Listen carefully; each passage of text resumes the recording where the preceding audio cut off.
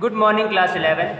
ये आपकी last class है इस चैप्टर की। ठीक है, मैंने पहले बताया था कि अब डिमोर्गन्स थ्योरम में एक दो छोटे छोटे लॉज और बचे हैं, तो वही सारे कवर करने हैं। तो पहले डिमोर्गन्स थ्योरम को कवर करते हैं। तो डिमोर्गन्स की जो फर्स्ट थ्योरम है वो ये है, a प्लस बी का whole dash is equal to A dash into B dash. देखो मैंने आपको बताया था कि a प्लस बी का होल डैश अलग होता है और a dash plus B dash अलग होता है। उसी तरह से a डैश इन दोनों इक्वल नहीं होते, a dash into B dash भी अलग होगा और अगर इस तरह से आता है तो वो चीज अलग होगी। ये दोनों अलग अलग हैं, ये भी अलग है, ये भी अलग है, ये भी अलग है, ये भी अलग है।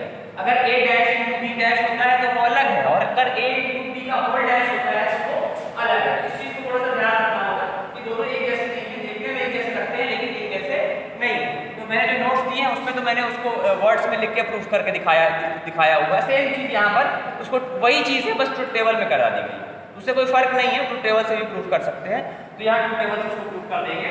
इस तरह से आपको बस इसको प्रूफ करना है कि ये left hand side right hand side के इक्वल है। तो लॉ ऑफ डिमोर्गन थ्योरम होती है, वो होता है a प्लस b का whole dash equal to a dash into b dash. जैसे मैथ्स की थ्योरम होती है वैसे इसमें थ्योरम है, क्योंकि थ्योरम को प्रूफ करके दिखाएंगे उसके बाद थोड़ी ना उसको प्रूफ करना, उसके बाद तो डायरेक्टली उसको जहां भी जरूरत पड़ेगी लिखेंगे according to the De Morgan's first theorem, और उसके बाद डायरेक्टली वो चीज वहां पर अप्लाई हो जाएगी। कुछ क्वेश्चन इसमें होंगे वो मैं एक्सप्लेन कर दूंगा आगे क्लास में, तो उसमें वो डिमोर्गन थ्योरम का यूज करके क्वेश्चन प्रूफ हो जाएंगे।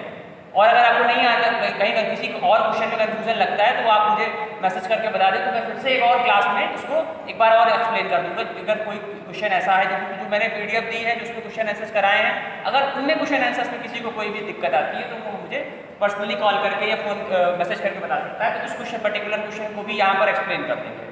क्योंकि मैं तो मान के चल रहा हूँ कि आपको समझ में आ चुका है, लेकिन अभी भी किसी को डाउट हो तो वो मुझे बता सकता है। जब तक आप लोग बताओगे नहीं तो तब नहीं समझ में आएगा, क्योंकि यहाँ पर देखने से पता नहीं चलता है, वीडियो के थ्रू समझ में नहीं आता है कि हमको तो लगा कि हमने बता दिया। अब आपको आया है नहीं आया है तो आप ही बता सकते हो ना, क्योंकि क्लास में समझ में आ जाता है, फेस देखते समझ में आ जाता है किसको समझ में आ रहा है या किसको नहीं आ रहा है, लेकिन वीडियोज़ में नहीं हो सकता ना, कोई लाइव क्लास में चल नहीं रही।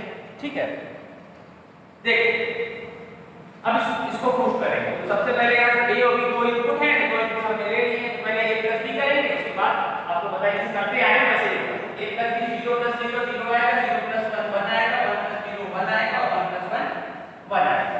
अब a प्लस b का होल डैश निकालेंगे, मतलब a प्लस b का कॉम्प्लीमेंट, 0 का उल्टा यहाँ 1 होता है, 1 का 0 0 और 0, ये a प्लस b था और ये a प्लस b का डैश आएगा। फिर a डैश निकालेंगे, ये a डैश a वाले ने दिए हुए हैं, a डैश निकालेंगे, फिर 0 का 1, फिर 0 का 1 और 1 का 0 और 1 का 0, ये भी निकल आएगा, a डैश भी निकल आएगा। अब b डैश निकालेंगे, तो ये पहला वाला 0 है तो ये 1 हो जाएगा, दूसरा वाला 1 है तो ये 0 हो जाएगा, फिर यहाँ 0 है तो ये 1 होगा और यहाँ 1 है तो 0 होगा। तो इजीली है, इजी है, तो आपको समझ में यूज करते करते आपने देख ही लिया है, काफी चीजें आपको क्लियर भी हो गई होंगी कि इसको प्रूफ करना कितना इजी है।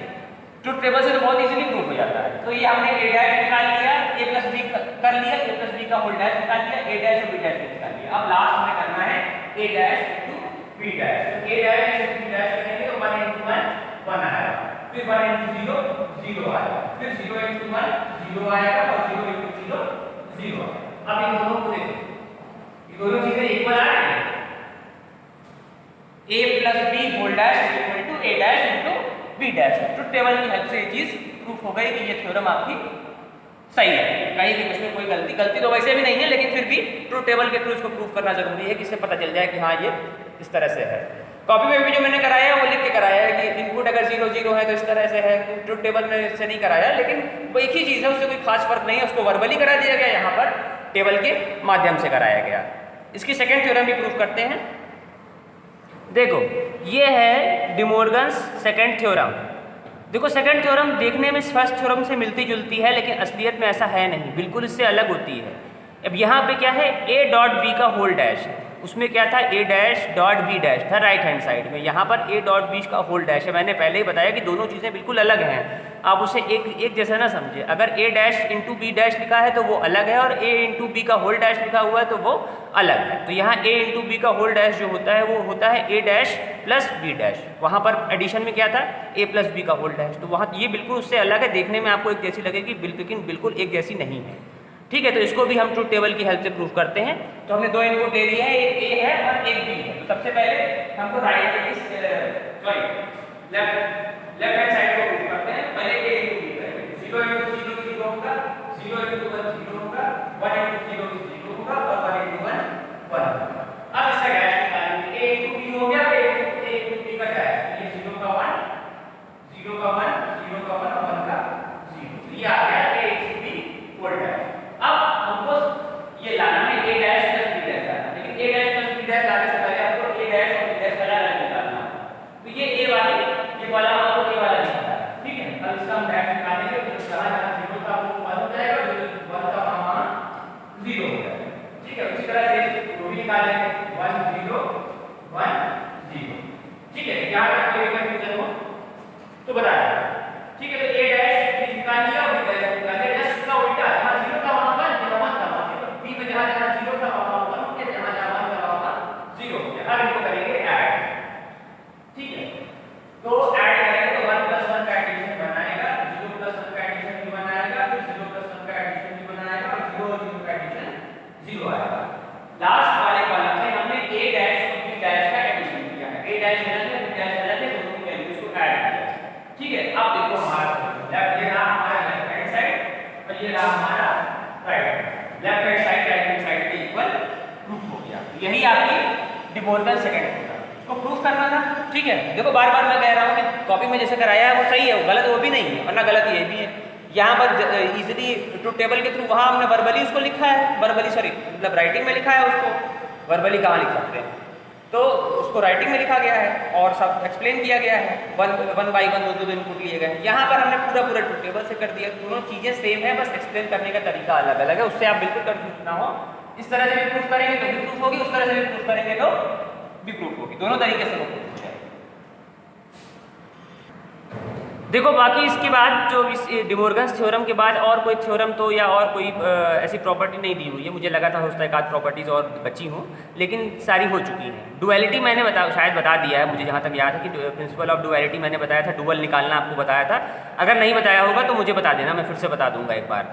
शायद मैंने बताया है, मुझे जहाँ तक याद है कि मैंने डुअल फाइंड आउट करना बताया था, तो उसी में वो डुअलिटी कवर हो गई थी। अगर कोई पॉइंट आपको लगता है कि छूट रहा हो थ्योरी में, अगर आपको जो मैंने नोट्स दिए हैं उसमें अगर आपको लगता है कि कोई पॉइंट छूट रहा है तो प्लीज़ मुझे बता देंगे, तो मैं फिर से बता दूंगा। क्योंकि बहुत कई सारे वीडियो हो जाते हैं तो बहुत बार याद भी नहीं रहता कि कौन सी चीज़ बताई है कौन सी चीज़ नहीं बताई है। तो मेरे हिसाब से ये चैप्टर यहाँ पर एंड होता है, ये इस वीडियो के बाद ये चैप्टर खत्म आपका होता है, ठीक है। तो बुक के अकॉर्डिंग तो ये चैप्टर नंबर 3 या 4 है, लेकिन जो मैंने पढ़ाना शुरू किया उसके अकॉर्डिंग आपका चैप्टर नंबर 2 कंप्लीट होता है। दूसरी मेन चीज़ क्या है, देखो आपके टेस्ट होने वाले हैं 1 सितंबर से, ठीक है। जो टेस्ट होंगे, जो भी टेस्ट आपके जो टेस्ट होगा, बाकी सब्जेक्ट में हो सकता है फिल इन द ब्लैंक्स भी आएँ, ट्रू फॉल्स भी आएँ, लेकिन मेरे वाले में सिर्फ MCQ होंगे। 20 MCQ होंगे जो कि आपके दोनों चैप्टर को कवर करेंगे।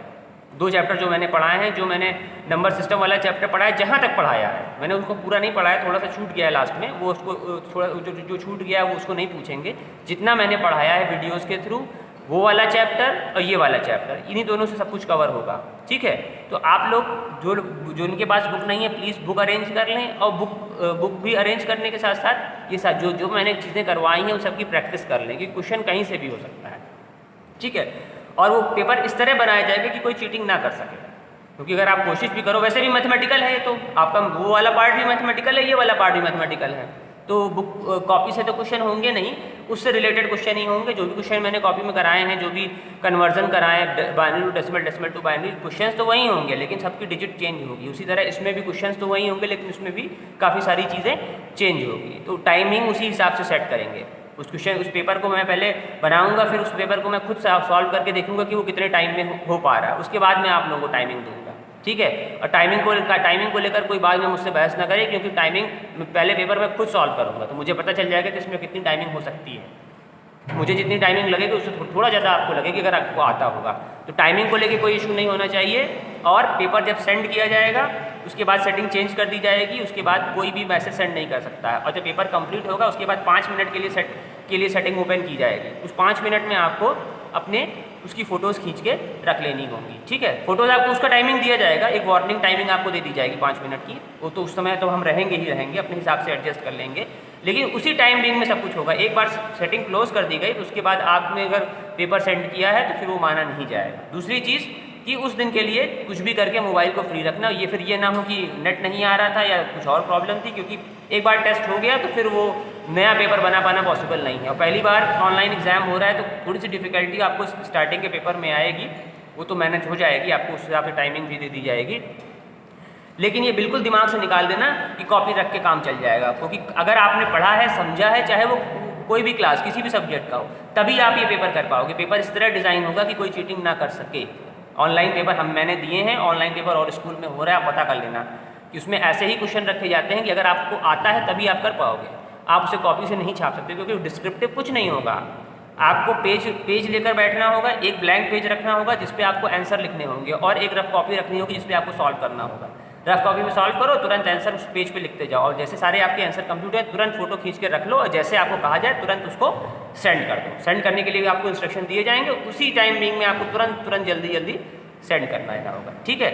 और कोई कन्फ्यूज़न होगा तो आप लोग मुझसे पूछ सकते हैं। तो मेरे हिसाब से ये चैप्टर ओवर हो चुका है। अगर किसी को कोई डिफ़िकल्टी हो तो प्लीज़ मुझे बताओ, तो एक वीडियो और बनाकर वो सारी चीज़ें क्लियर कर देंगे, क्योंकि और इसमें ज़्यादा कुछ है नहीं, यही सारी चीज़ें हैं। तो क्वेश्चन भी इसी से रिलेटेड आएंगे, फिर और जो नोट्स दिए हैं उनको भी पढ़ो, उनमें उनके बीच में से भी हो सकते हैं, और जितने वीडियोस दिए हैं उनको फिर से एक बार अच्छे से देख लो, जो भी छोटी छोटी चीज़ें क्लियर कर लो, क्योंकि ये डिस्क्रिप्टिव नहीं हो रहा है, बार बार मैं कह रहा हूँ, ऑब्जेक्टिव ही रहेगा। तो थोड़ा सा इन चीज़ों पे ध्यान दें। क्लास में होता है तो उसका एक बेनिफिट होता है, क्योंकि उसमें कॉपी से ही एग्जैक्टली वही क्वेश्चन आ जाते हैं, लेकिन यहाँ पर वही क्वेश्चन नहीं होंगे, उससे रिलेटेड होगा सारा। आप जितना मैंने पढ़ाया, जितना मैंने बताया, उसी से रिलेटेड होगा, लेकिन उसको डिज़ाइन इस तरह से होगा कि चीटिंग की गुंजाइश ना रहे। Okay, thank you.